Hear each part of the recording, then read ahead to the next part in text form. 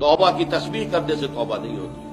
अस्तगफिरुल्लाह रब्बी मिन कुल्लि ज़ंबिन व अतूबु इलैह 1000 दाने की तस्बीह लेकर बैठ जाइए, 1000 मरतबा इस जुमले की जो है तकरार कीजिए, जिक्र खुदाबंदी का आपको सवाब मिल जाएगा, तौबा नहीं होगी।